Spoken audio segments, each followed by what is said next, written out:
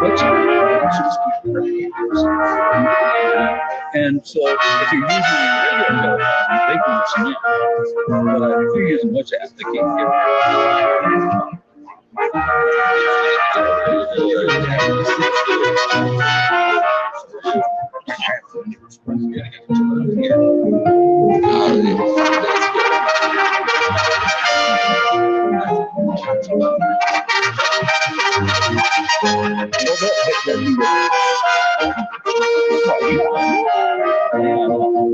I got all kinds of equipment. I got a freaking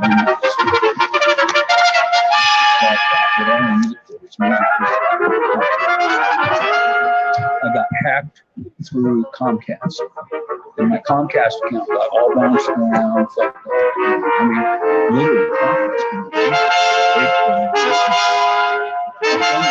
I mean, literally, yeah. And finally, they had to kill. But in the meantime, all my other places, Comcast was the notice. So I had to go around each of my vendors, each of my banks, everybody say take Comcast. So I'm going to give you my card right now. Yeah, but I have this iPad. Okay, and this iPad has its own typing pad. And so I do all of my stuff on that, and it's all. Yeah. Yes. Okay, so I'll check. That's the only one I got. Okay, yeah. Right? Because any idea how well.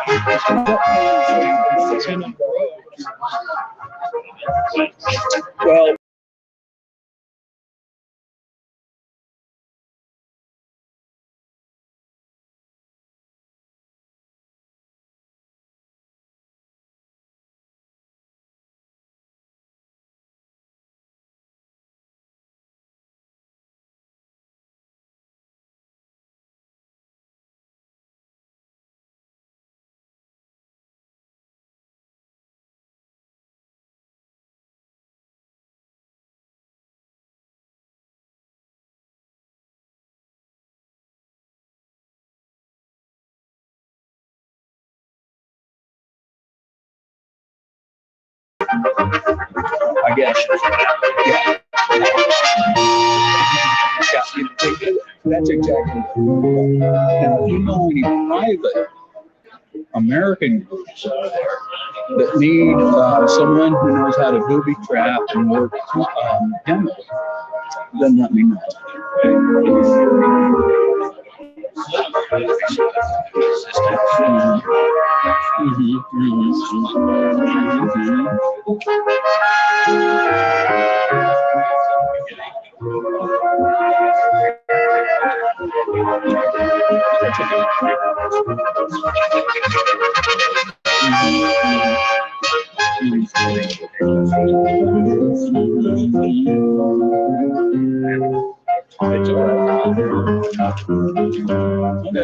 You know, when I get to that stage, right now, the mania is being forced simply because I'm on a solo house.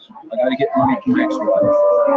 I have two stepkids, a daughter and a stepson. The stepson is mentally handicapped and always have to live with him. But both of them have to live. So the girl had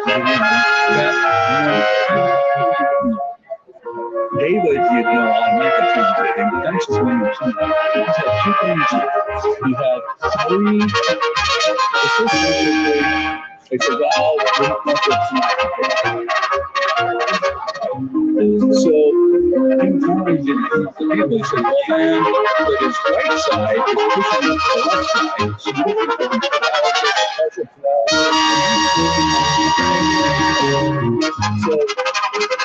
can then they said, he woke up the next morning and so they pulled him back. By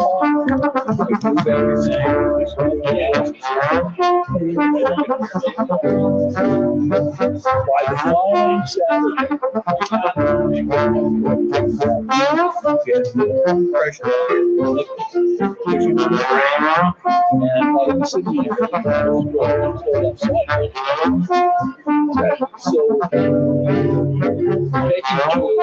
and lunch and links.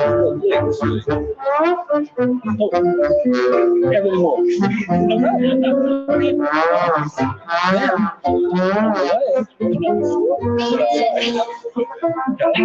So they're all worried. And then he gets there and he has one stroke. So then he has another stroke. And then it happens. So when the Okay, we're going to go ahead and get started, and we'll be out of here at 2:30. So we're going to pack a lot into the next hour. You Care, You Can, Ukraine. This is our forum on, for lots of reasons. You're going to hear from 4 people here. I want to turn your attention to some of these quilts that are up front here, made by the quilters over at Desert Hills Lutheran Church. My brother Pat on the end here. They do great work. Took 18 of them over last time. He's taking almost 30 over this trip. And and we were just spent the morning with the quilters, and boy, they have quite an operation. And so they know what they're doing, and this is a terrific cause. So without further ado, we are going to turn it over to Jim Rusk with Rotary, and he'll get us started. Thanks, Dan. First of all, thanks to everybody for coming. I'm sure you're going to learn a lot about Ukraine during this forum. First, I want to thank Dan and the staff of Green Valley News, Chris Ashcraft and the CPAC staff, and Deanna Walker from KGVY for their combined support to make this event possible. I also want to thank President Phil Noble of the Green Valley Rotary Club and Sue Horton, President of the Valley Verde Rotary Club, for their club's support of the You Care, You Can, Ukraine Community Challenge. And finally, a huge thank you to my fellow Rotarians, Gary Friedman and Steve Savinsky, for their support in organizing everything. Some of you may remember our first Ukraine Community Challenge in April of 2022. This effort raised over $65,000 for Shelter Box. With the war just beginning, the Shelter Box efforts were directed toward helping Ukrainian refugees fleeing the conflict.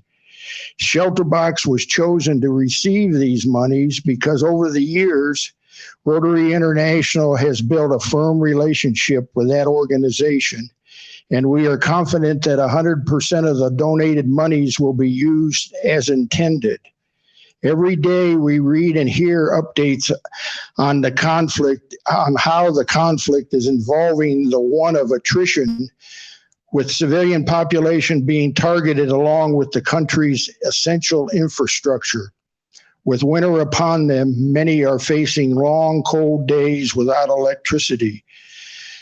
The need for immediate support is evident. Leo will give you a complete update on the Shelter Box actions in Ukraine when I finish.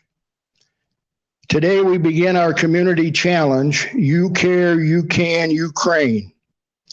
Our 2 Rotary clubs have pledged $15,000, and we now challenge the Green Valley community to match and hopefully exceed this amount in the next 10 days. Each of you received a donation envelope with information on how to donate. If you would like to donate today, simply enclose your cash or check in the envelope, and club members will collect the envelopes as you leave. Just look for someone in a Rotary at Work t-shirt. The Val Verde Rotary Club Foundation is a 501c3 organization, and all donations are tax deductible. Instructions on how to make a credit card donation are printed on the donation envelope. At the conclusion of the challenge, all donations will be combined and a check will be sent to Shelter Box. We also encourage you to spread the word to your HOAs, churches, friends, and families about the challenge. KGVY and the Green Valley News will announce and publish information throughout the campaign on how to make the donations. I will now turn over the mic to Leo Lorenzen, the Rotary District Shelter Box Ambassador, and I'll be available for questions as we go forth.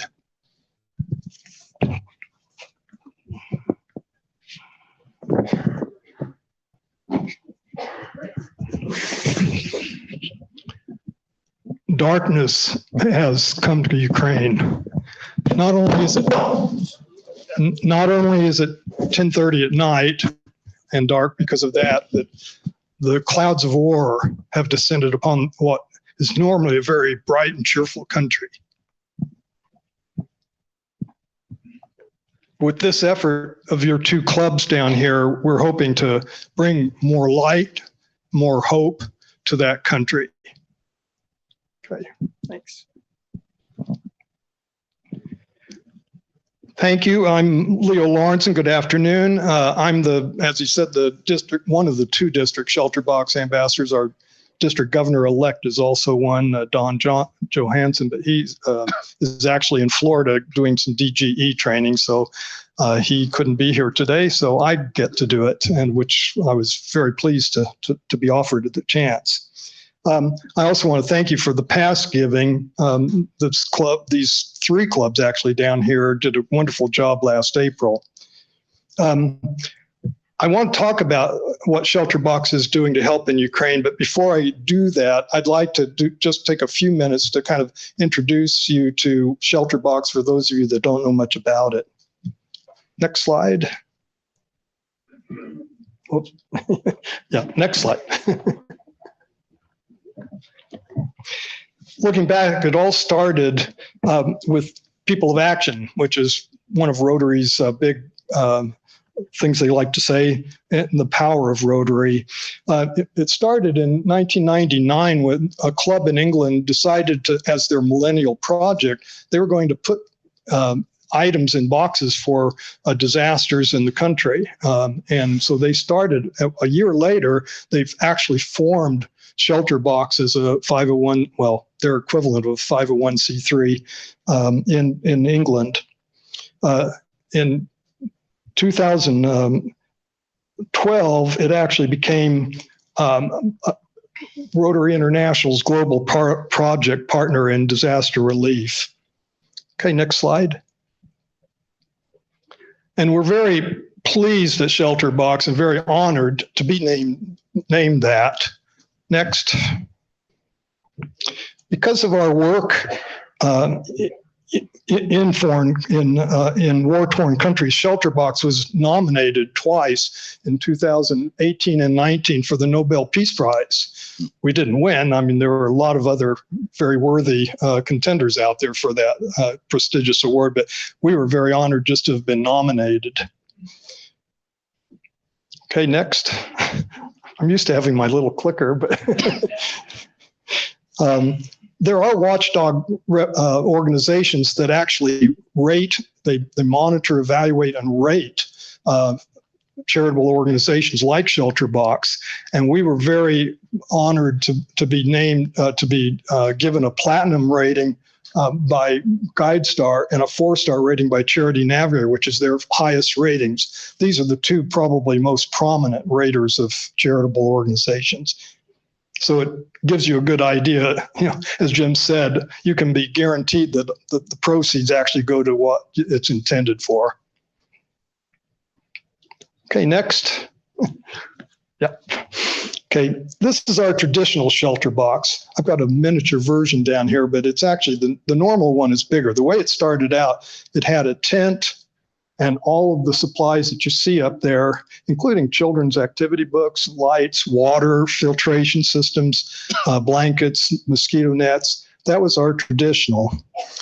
After many years, we've now been in business for 21 years. We learned a few things along the way. And one of them was that every disaster isn't the same and doesn't need the same response. So we've learned that we have to tailor our response to the disaster at hand. Sometimes we send the full-blown shelter boxes, and we've filled Air Force, U.S. Air Force, and British Air Force, Royal Air Force cargo planes with nothing but our shelter boxes to get them to places in the world that need them.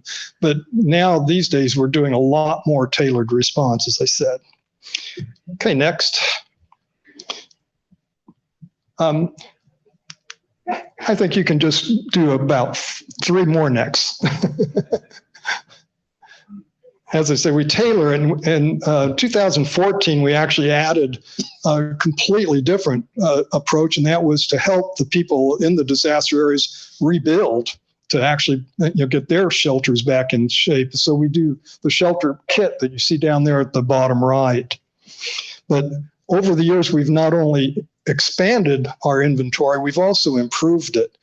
We've done new tents twice. We've got 3 sizes of tents now. The light that you see here that we send, this is the latest version. This not only provides 24 hours at the low light setting, up to 24 hours of light. The world has changed, so have we. It also has a USB charging port for their cell phones. You'd be surprised how grateful they are when they see that, because even in places hit by disasters doesn't mean that they're necessarily third world countries, but they have cell phones out there and other USB chargeable devices.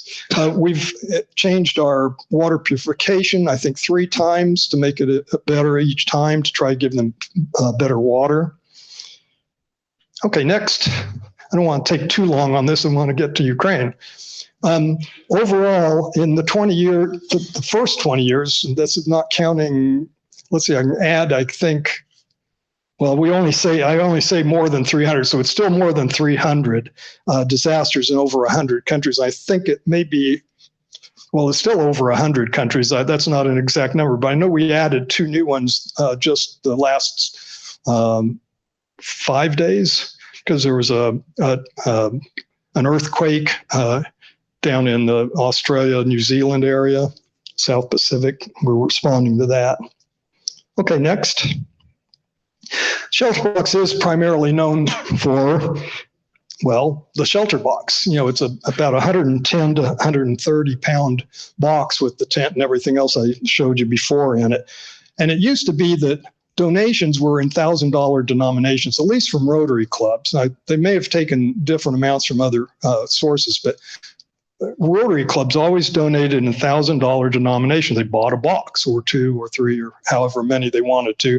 And we used to even be able to put their little name on the name of the club. So when it went to wherever it went, they could see which club donated the funds for that shelter box. It's gotten to be so many disasters that we respond to, and so many shelter boxes and so many other things, that we don't do that anymore. But we do, still get what we can out there to them. Next. And so you don't have to donate $1,000 at a time anymore. $500 will get just the tent. $250 will do a complete cooking set. And 1 more next, please. All the way down to just giving $20 will get them a basin and soap, which is a pretty important thing. Okay. Next. Okay. Our response in Ukraine has been, over the last several years, we were one of the first ones there in terms of response. At least with our evaluation team. We may not, we always go in and evaluate the situation first. We don't just dump supplies on the door. That doesn't work very well, very ineffective. We've already distributed thousands of mattresses. This is the first time we've done that. Our first response to Ukraine was mattresses, and that's because in Ukraine, most of the people that were displaced, at least within country, and even outside the country, but within the country, for instance, in Lviv, they were in buildings. They were sheltered in buildings, but they had no place to sleep. So, through our, we've been working with both Relief Aid and Green Chernobyl, are 2 of our partners on the ground there, to distribute those thousands of mattresses. Okay, next. We're also going to be distributing and already have actually distributing thermal blankets, clothing, and emergency repair kits, including tarps and lumber to repair roofs and things like that. And to seal their homes, which they're already, even though they're maybe bomb damaged or war damaged, they still are living in them, but they may have gaps in the walls and in the ceiling, things like that. So we're trying to help them repair that. Okay, next. Some of the more vulnerable people there, the aged and those with children, things like that, are going to be going to have solid fuel stoves, solid fuel meaning primarily wood burning, but we're also supplying the wood to helpfully, it should be enough to get them through the winter. Okay, next. And finally, especially for those displaced outside the country, we're trying to get them what they need most, which isn't a tent. It's not a full shelter box. It's not lumber and a tarp. It's primarily hygiene items and cash. So we're really trying to, as I said before, we're trying to tailor our response in any disaster, but especially in Ukraine, we're trying to tailor it to what they need. And that seems to be what those people need the most. Okay, next. Finally, I want to leave you with a recording that our one of our program managers in Ukraine, in fact, she is the program manager in Ukraine, made just a few days ago. I'm here in Kyiv now, where you can see the first snows of winter have started to fall and the temperatures are dropping sharply. This is just the beginning of the winter. It's only going to get colder and darker as the days draw in. That's why our next project is focused on trying to keep people warm. We've seen a lot of damaged houses here, but people are still living in them.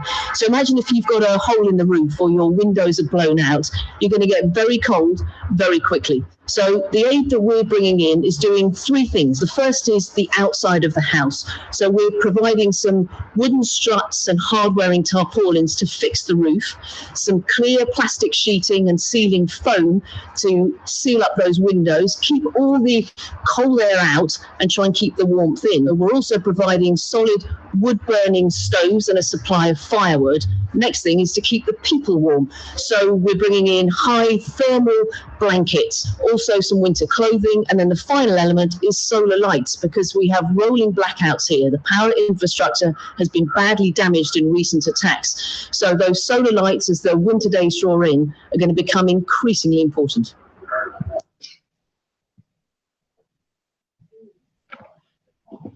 Okay, next. Thank you so much. I look forward to answering any questions. I think we're having questions later on in the program, but I'll be happy to answer those for you.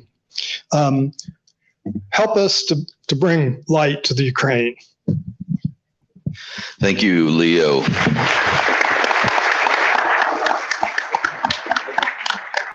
Well, winter is coming, and I want to turn your attention to the two people on your right. On the left is Scott Lamb. He spent 10 weeks in Ukraine last summer. He's going to tell us about that. On the end is my brother, Pat. He has made 2 trips to Ukraine, and his third trip he will launch that on Thursday. He's taking off here in just a couple of days, and they will tell you a little bit about what they were doing over there. We're going to talk a little bit, and then we'll start taking questions and keep firing questions at them until the end. Scott, we're going to start with you. And if you would give us just a kind of a very brief bio, and then how'd you end up over there last summer and what were you doing?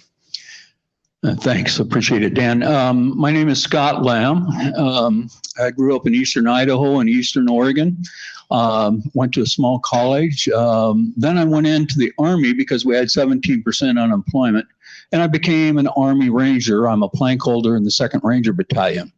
So I have a lot of special training. I got to spend 3 different winters in the Arctic for Arctic training, and I've been to the desert in August 3 times. I have been to Jungle Expert School 3 times, and a number of other places. So I got quite a bit of training in my younger years. I eventually ended up working for the state of Washington. I was a hazardous waste consultant. We had 5 states in the nation that sent consultants out to business to show them how to handle hazardous waste. I saw all kinds of stuff going on, but it was an interesting and very good time. When I retired, I decided to leave Seattle because I was allergic to 17 of the deciduous trees and I was sick all the time. So I came to Arizona and it has been wonderful. Okay. So I've always been a volunteer. Almost 40 years with Rotary. I was one of the founders of the National Williams Syndrome Association, along with my wife at the time, because my stepson has Williams syndrome. I've also been on a lot of other committees trying to help feed people. My last committee was at a church. We fed people lunch every Sunday afternoon. It started off with 35, and then we ended up in 2008 with the Great Recession hitting, and we were feeding 150 a day. So it was quite a deal. Anyway, it was a great thing. But I've always served, and one of the things that I've learned through life is, and I screwed up. I didn't get it out for you, but basically it says I dreamt of joy. When I awoke, I found there was service. Behold, I did service and I found joy. That's me. That's how I feel about service. So anyway, long story short, I wanted to work with refugees. Last summer, I went to Uganda to help with the refugees. 1.2 million refugees in a 9-month period left South Sudan and came into North Uganda, and there was a crisis. I helped Rotary International for 2 weeks with a couple of projects, and then got ready to go help with the people, and they put them off limits because of COVID. So I came home. Then when Ukraine came along, I said, I'm going to go help. And my family and friends said, you're an ex-Ranger. You're not all there anyway. And we don't want you going to Kyiv in the east and the south. We want you to stay in Poland. I said, well, I don't think that'll work. I ended up in Lviv, which is 40 miles east of the Polish border, in the key area where all of the refugees were funneling through at the time. So that's where I went to work. I started off feeding people. The place I was working at got shut down. It was a bad place to be. I then contacted Lviv International Rotary Club, who spoke English, which was great. And within 3 days, I was working at a facility ran by another Rotarian from the Lviv International Rotary Club. And they were putting together first aid kits that would sit on the side of a soldier, or for EMTs and medics and so on, firemen. And so I would spend 6 hours a day stuffing little things into a bag. Now, I'm going to tell you right now, that is just boring work. That is, and I had been given a heart medicine, and it made me clumsy. So the things I dropped or the things I couldn't get into a bag, I had to ask someone else to help me with sometimes. But anyway, overall, it was good. But what we had for support was, there was a warehouse.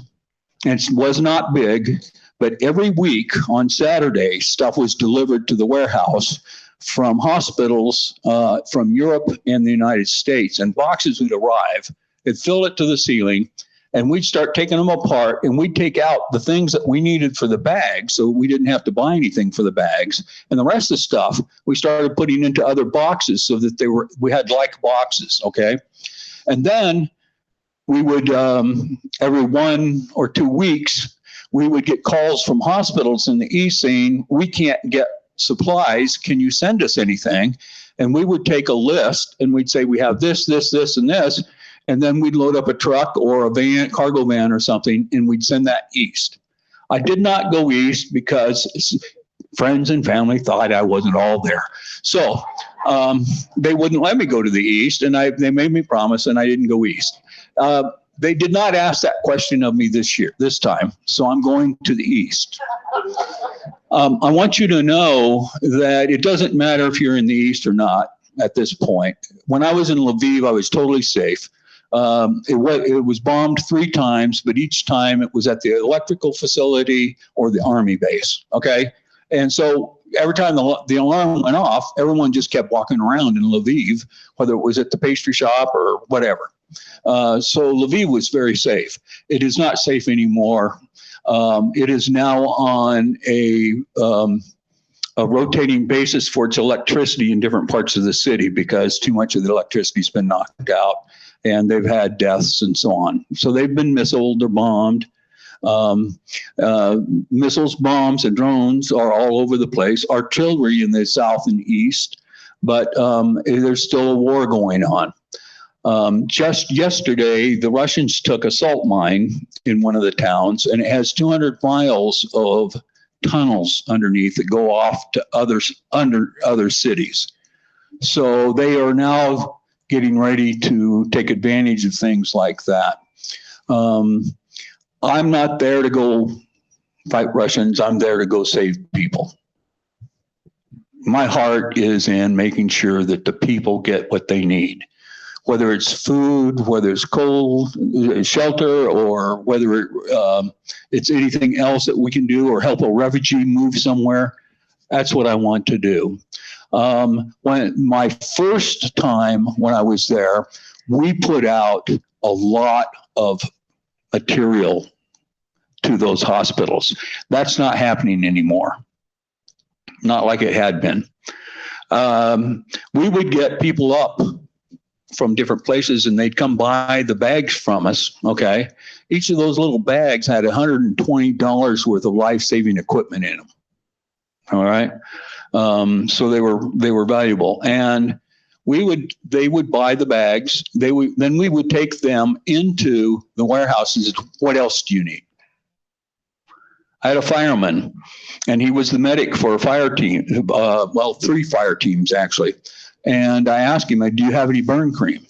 He goes, no, I can't get burn cream. And I had been saving all the burn cream I could find, and I put it into plastic bags. I had 3 full plastic bags, and I handed him 1 full plastic bag. And the gentleman's eyes just teared up because he couldn't get anything for his people. And for those of you who have ever been in the service, when one service member takes off his patch and he hands it to you, that's an honor. And you never refuse that honor. You keep the patch. And he had tears in his eyes. He took off his patch and he handed it to me. And those are the kinds of things that were going on daily. And that was really early in the war, okay? That was probably May. I came home in mid-June. It's a lot worse now. I read the news every day. I am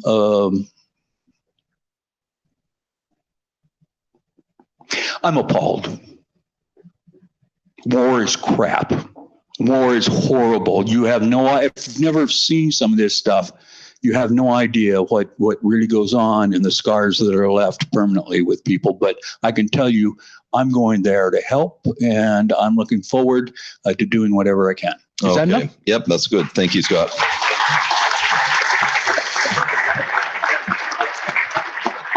Okay, now we'll move on to Pat, and again, just a little short bio. And how did you end up over there twice and now 3 times, I guess? My name is Pat.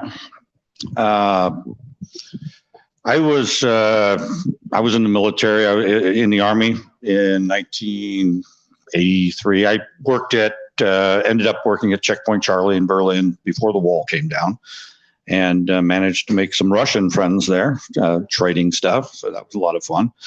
When I got out, I became a policeman in Peoria, up by Phoenix. And I was there for 26 and a half years, and finally retired and thought, I'm going to go out and enjoy life. Moved up to Strawberry, small town, to get away from the heat and the rat race of the big city. And in doing that, found myself getting bored. So I started hosting people, international people, travelers from all over the world. Ended up hosting over 20 Russians. I had people from almost every country you can think of staying at my house. And something kept telling me there's a reason I'm doing this, besides making great friends and them being younger and making me go out and hike and try to stay somewhat fit. But I knew there was something deep inside telling me that there's a reason this is happening. And when COVID hit, of course, all the countries shut down and everything. One of the first countries to open up to allow tourists in was Ukraine. And I thought that's one part of the world I hadn't been to yet. I had all these friends in Russia and in places around there. I thought I'll go see what Ukraine's all about. I landed in Ukraine, and the first place I stayed for 2 weeks. Of course, I tried to make some friends through this program that I host people in. And one of them set up an apartment for me in the city of Bucha. And I think many of us have heard of Bucha. When I got there, the buildings, they have like apartment buildings for families and stuff. And it was beautiful. It was like, a really nice area, playgrounds. Each little building area had its own little store. So it was like for young families, young kids. And I remember seeing them around. I'd walk through there and I would go to Kyiv and places. And I'll go back to Bucha the last time I visited in a little bit. From there, I went to Odessa. I went to Lviv, and I ran into this guy in Kyiv, a young guy in his early 20s, and he offered to take me on a little tour of the city and tell me a little bit about the history. So I figured, okay, maybe a couple hours walking around, he'd point some things out. We spent 8 hours walking through the entire city of Kyiv, and he was telling me the history of their country from the beginning all the way up until the wars going on in 2014, when they were having the issues down south and east. And one thing he said to me before he left was, and by the way, he didn't ask for any money. This was just hey, you're interested in my country? I'd love to tell you about it. So for 8 hours, he spent with me doing this. And at the very end, he said, it's my biggest fear is that someday Russia is going to come back and invade Ukraine. And his name was Eugene. And I said, Eugene, if Russia ever comes and invades Ukraine, I'll come back and I'll fight and I'll help you keep Ukraine free. I meant that at the time, but on the other side, part of me says, what are the chances? Yeah, I'm good, yeah, and I'll do this and that. 10 months later, I turn on the news, and the next thing I know, Russia is invading Ukraine. And the first thing I did was get on the phone, and I get a hold of Eugene to check on how he was. He said he was good. He had to flee Kyiv. His area was bombed and stuff.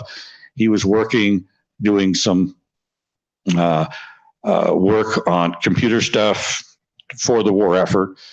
And I said, well, Eugene, I said, I have a flight. I'm on my way. I'm coming. And this was in the first week of the war. And he said, no, don't come. You don't need to come. And I said, no, I made a promise and I'm going. And I just, something told me I had to go to Ukraine. My first flight was canceled because they canceled anything that flew anywhere near Ukraine. Obviously couldn't fly into Ukraine, but I was able to land in Poland on March 2nd of last year, and made my way to Ukraine. I could talk forever on that, so I'll just open it up to questions. But yeah, and he gave our family 5 minutes notice. I caught him at the airport on the phone, said, what are you doing. Not quite those words. And he said, I'm getting on a plane. And we knew he was going, and that's okay. Everything he talks about the family was following him as it was happening through WhatsApp. It's an app that allows you to text and send photos and video and everything. So we were living at real time with him. I want to get to Victoria, Pat, because I know that a lot of people have been following her story through our newspaper and your ventures. And that's a photo of her. Pat ended up basically driving around the country into some hot spots and pulling people out, either who couldn't get onto trains or buses, or were fearful, or were stuck, or were ill, as she is. And they had this, even had a dispatcher. I mean, it was pretty well organized. And so they're organized as you can be in war. And so here's the call that came out: extremely urgent, driver and vehicle needed for immediate extraction of very sick little girl with cancer tumor in head. The child cannot sit up, needs to be able to lay down in a vehicle. This is an extremely urgent case. What that doesn't tell you is that she was in a community that was being bombed, and everyone had pretty much left the community, and everyone encouraged Pat to not go because bombs were being dropped and it was extraordinarily dangerous. So you heeded their advice, didn't you? No, he didn't. What did you do? Well, we were in Kharkiv. And if anybody's been following news, you'll know Kharkiv was the second largest city in Ukraine and was very hard hit. And we had arrived, and I say we, I teamed up with a young 20-year-old guy from Virginia who was going to school over in Europe, and he wanted to volunteer, and he said, I want to ride with you. I said, let's go. And we joined up with me, and we ended up taking a bunch of aid into Kharkiv. To get into the city, we had a police escort running us through so we didn't have to stop places and get shot at or anything. And when they were leaving, because we were in a convoy of about 3 or 4 vans, they kept going out of Kharkiv to, safety. And we made a turn and decided to stay in Kharkiv to do some good there. And we were in a hotel that was underground, which was great because all the windows were blown out of all the buildings. Many of the buildings didn't have running water or electricity or anything. And so we felt pretty safe. We thought, you know what, let's stay here for 3 days or so and see what we can do here. We were just getting ready for bed. I had taken off my shoes, and all of a sudden you hear these bombs coming down the road, just boom, boom, boom, boom, like 5 of them in a row. And I'm thinking, I am glad I'm 10 feet underground.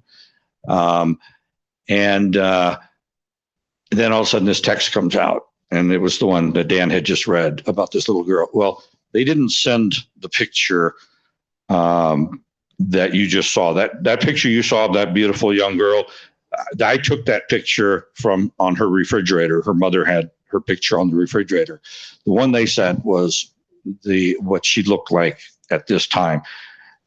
And if you want to, yeah, and we should say that the tumor is as big or bigger than her head.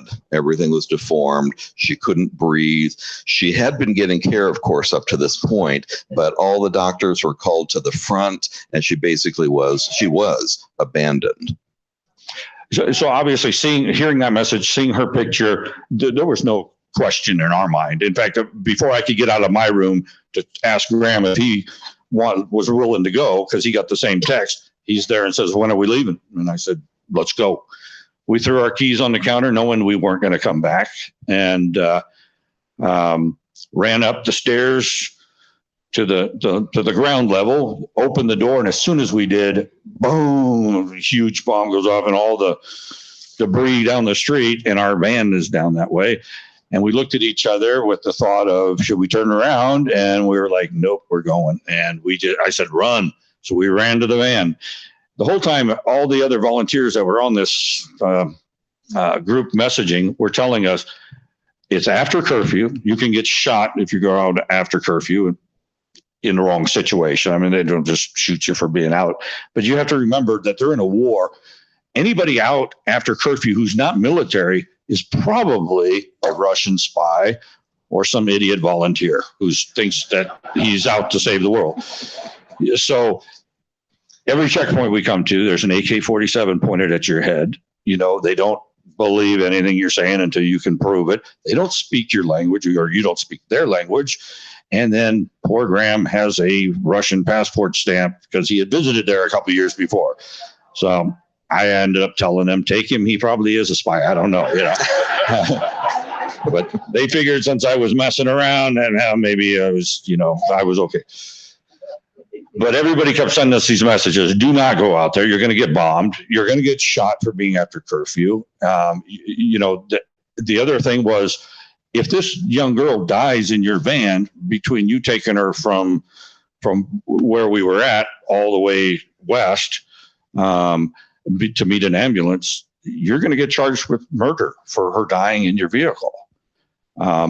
And then I weighed that out. The chances, let's see, she's going to die anyways. Me going to jail, who cares? We're going. And we just went. And of course, we were told there would be a paramedic there riding with her. And, so I thought, we're just drivers. Who cares? We get there. It was just her mother and her.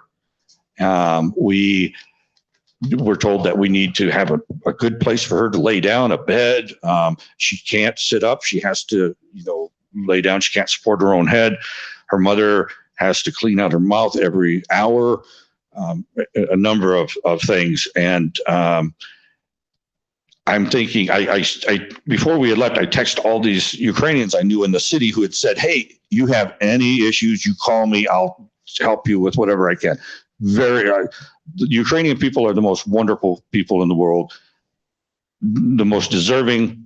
I love them. And I just want you to know that there's that anything, just your support, you're saying, go Ukraine, is appreciated by them so much.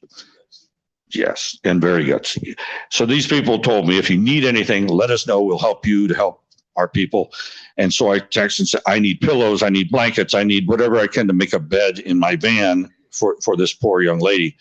And they said, it's curfew. We're getting bombed. Can you come out at 7? They realized this is war, and they were afraid, but they were like, we can't really help you. So I remembered of the quilts that I got from, I called them Danny's ladies, or the quilting ladies from Green Valley, that I had kept 5 of them. I don't know why I kept them, because I took the rest to give to an orphanage for kids, but I needed 5 for some reason.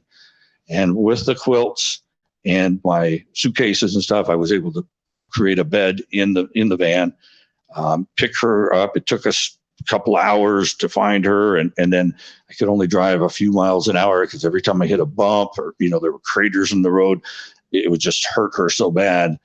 But we went through, 20-hour drive or so, and we're able to get her to the ambulance.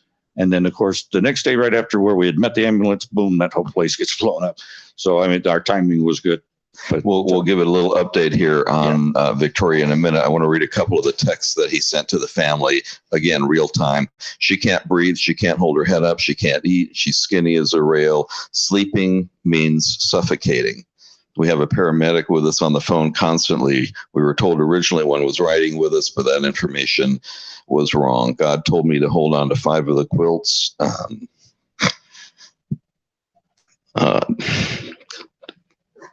That Danny's ladies sent, and it was a lifesaver.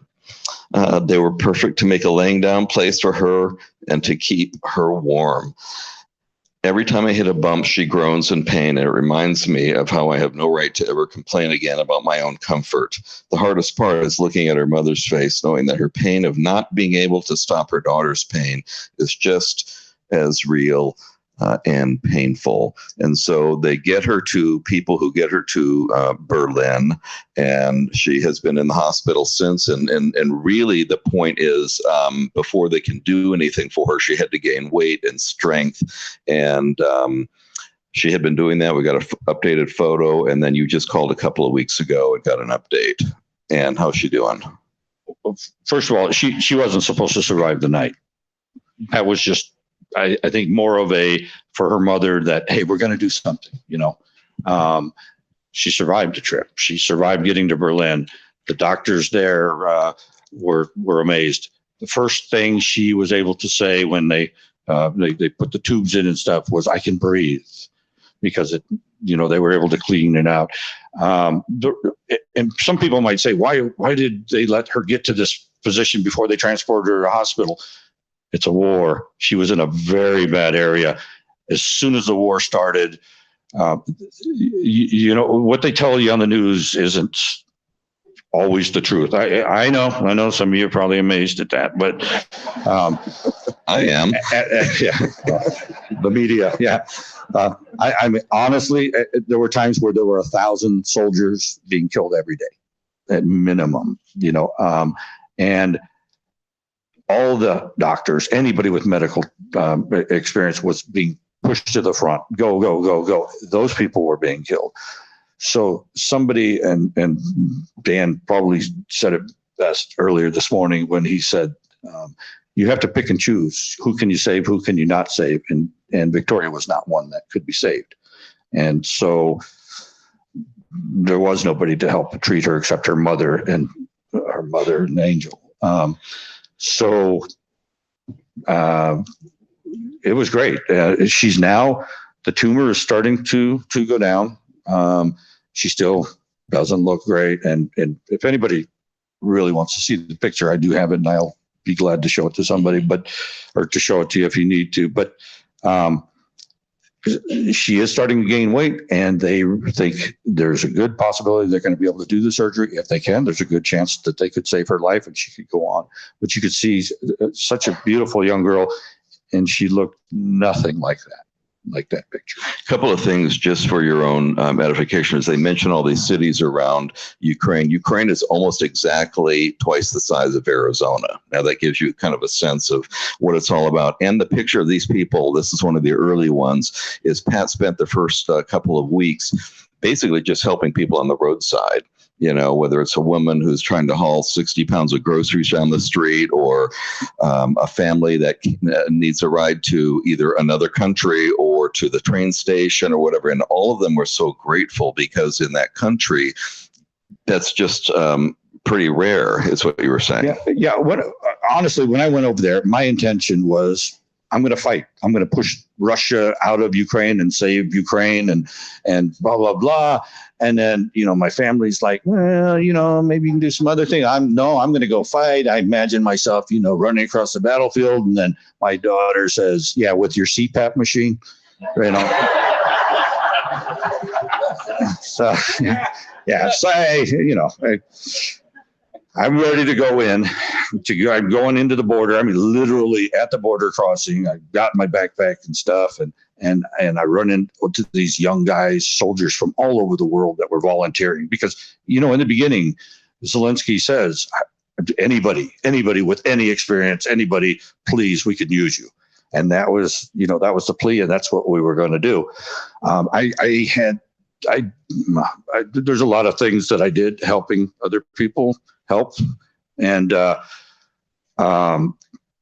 but you actually became well known, quite honestly. And there was this short young nun who finally got onto the fact that he can't say no, and boy, she would give her what she called her tough cases, and there were a lot of them. Yeah, and she was in Slovenia, right on the border there. I ended up at 5 different border crossings in different countries, going Slovenia, Romania, Poland. But as I was going in to be this warrior, I see this mother and 3 kids, and she was just crying, and it was cold. She was on the other side of the border, and in some people's mind they would think, well, you're safe. You're in Poland now. But now what? Where does she go? How does she get there? She has no money. She has no car. She was just told, get your kids out of Ukraine. This is the very beginning. There weren't all the tents and the volunteers and the people, that came later on, weeks or months later. This was the very beginning. It was crazy. It was like somebody just opened the floodgates, and I see her crying, and I couldn't just walk away. So what can I do to help you? Well, we need to get to the train station. We need to get here. Of course, we're not having a conversation because I'm using my translation app and stuff, and a 3-year-old or something who could speak a little bit of English, and so I said, all right, let's go. And I jumped in there, put them in my car, took them to the train station. And I come back and I run into a family of 7 with a dog, each carrying a big box, and I have a car that might fit 4 people. We managed to squeeze all 7 of them and me into the car. Took 5 minutes to get the doors closed. We get down the road about 100 yards, and remember, Grandma didn't put on her seatbelts, right? So now it's going beep, beep, beep, driving us all nuts. We're going to drive to Krakow, 4 hours away, So we pull over, we get rid of Grandma, we buckle up Grandma. Yeah. Turns out they're going to go stay with a family. I'm thinking, they're going to stay with family friends, that's wonderful. They never met this family. This family in Poland, who were from Ukraine, had met online with their daughter, only their daughter, and they had been friends for a while. They would do things online, playing. And she said, my family says, if your family can get out of Ukraine, you can stay with us. They only have 2 bedrooms. So they've got 5 people of their own, and they're bringing in 7 more. And my thought is just, this is something. And it starts snowing. And on the way, the dad, through one of the teenage daughters, tells me, he's showing me pictures of his blown up car. And he gives me his armband. And in the beginning days, you didn't know who was who. So they marked themselves with blue or yellow for Ukraine and red for Russian. And so he ends up giving me this as a thank you for transporting them. But in the beginning days, his car was hit with an RPG. He was fighting. He was having to do stuff. And I would hear stories like that day after day after day. A 55-year-old woman who, to protect her 70-year-old mother, does that work out right? How old was her? Probably in Ukraine. Yeah, 70-something mother. She said in 2014, she had to kill a Russian soldier for her to get out of the East when that first invasion or that fighting started. Then she, in the city she was just leaving from, and so many stories. I don't remember every city, but she said she had to kill another Russian soldier and to protect her mother. And it was her and her mother. I want you to tell the story about this, and I'm going to pass it around, and I don't know that we have time for it to get everywhere. It's a piece of shrapnel. It's sharp everywhere. It's going to be in a box, but if you want to touch it, go right ahead. But it's important to make this whole thing more real, that when you hear about shrapnel, this is kind of what you're talking about. Right. Yeah. Many times you hear shrapnel and you think little pieces of metal flying, like little tiny ones or whatever. But this was a family of several small children, a mother and father. Now, all the males, if you're between the ages of 18 and 60, you cannot leave the country because you are expected to stay and defend. And I'll be quite honest with you, nobody really wanted to leave that country. The women, if they didn't have the kids and weren't told by the husband to take the kids out of the country, they would stay and fight with their men. That's just the way they are. They are very strong, very proud people. They don't want anything for free. They're not used to that. That's not something that's their custom. So it's very surprising when I would stop them and say, hey, take this. Here, you're in Poland now. You don't have Polish money. The banks aren't open. It's the middle of the night. Take this money. Go get yourself something. Whatever. They had a hard time, but they didn't understand that.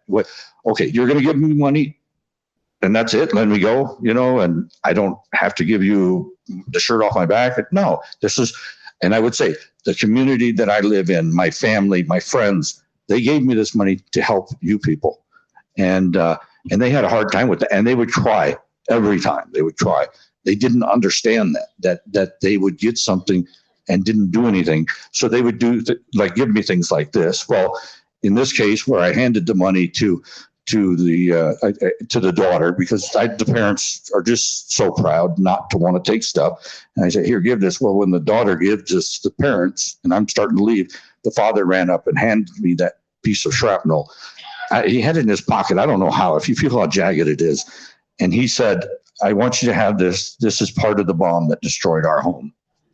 And it was very, very moving because obviously he was holding on to that it's some type of memory or something. And he just gave it to me. Very, very touching. And it's so, Well, within the next 2 days, you're going to be back there, and then Scott's going to follow at some point. And so, last question as we wind this up: are you afraid, Scott? I'm not afraid to go. No. And I wanted to tell you something that when I first got there, 10 to 20,000 people a day were going through the Lviv station. Okay. There were 8 eating places. There were 10 medical tents, 2 just for kids, and all kinds of stuff. And it was crowded, jammed every day. When the Russians pulled out of trying to take Kyiv, it stopped. Suddenly, there were only hundreds there instead of thousands.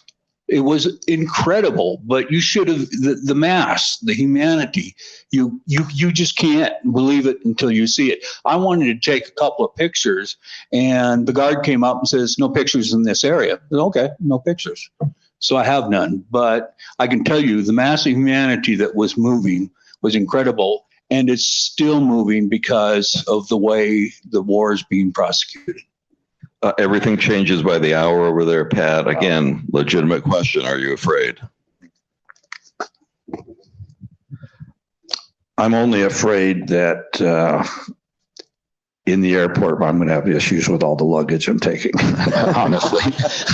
We're sending him over with a lot of stuff. Okay, I'm going to be real honest, and That's always a good thing. I joke a lot, yeah, but the scariest thing I ever did in my life, probably, besides having children, parents know that, was taking that first step into Ukraine from Poland on that very first day. I didn't know where I was going. I knew one guy named Eugene who was now displaced from his own home in Lviv. I knew Lviv was this way. And I knew once I stepped over that I may not come back. I don't know, but I knew I had to help. And it was scary. I did not see an American speak English to an American for probably the first 3-4 weeks that I was there, maybe. I had my family on this, chat thing, and believe me, they saved me, especially the night I blew out 2 tires on the road because I took somebody's wrong direction, Tom's, and the tank's coming down the road, and I think, oh, okay, I'm going to die. This is where I'm going to die, you guys. You can pick me up here. It turns out to be a tractor. So it makes a good story. Yeah. But crossing, taking that first step over the border, I think I knew then I was committed, and that was really scary. But my friend Adam, I grew up with him, went in the Army with him, and trust him with my life. And he is my safety guy who has that rope around me. And when I need to be pulled out, I know he'll be there to pull me out, and he won't leave me there. So. Okay. We are, thank you both. These are really important stories, and there are so many, and we've heard hours and hours of them. And again, we will be living it alive here as he goes back planned for 2 months. And we'll see how that goes. We're going to throw it back just briefly to Leo, because we are here because a lot of us are not called to go. I would be a disaster in Ukraine. I would not be a good thing over there, but I can support someone who is willing, capable, equipped to go. And that's what we've been doing. Shelter boxes there. We can help them out. Leo, just give us a quick on what's the best way we can help. Well, obviously the easiest way and probably the most effective way is financial contribution. I mean, it's a wonderful thing to go and actually pitch in actually on the front. But like you said, we're not all cut out to do that. I spent 30 years in the Air Force dropping people like these Army guys out the back of my plane, but never had to be there myself. But yes, Shelter Box is a very effective way I think to make your contributions really mean something in Ukraine. There are lots of good organizations, and they're all kind of working together. NGOs do a fairly good job.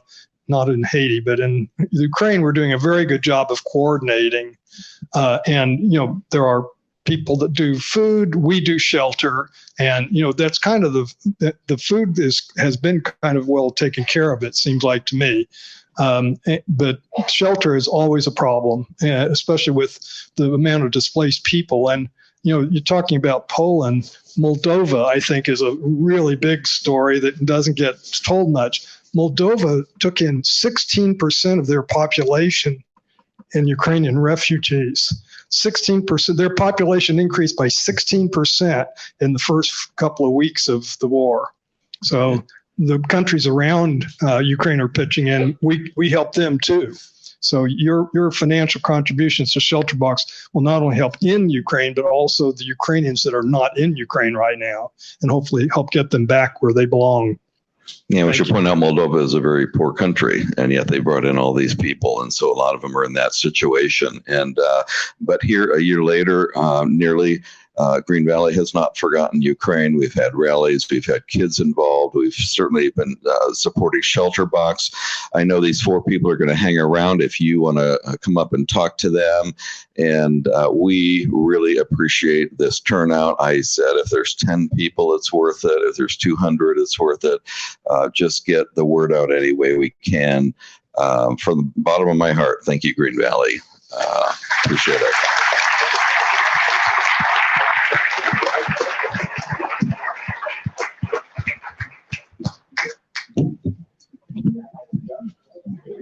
We are finished.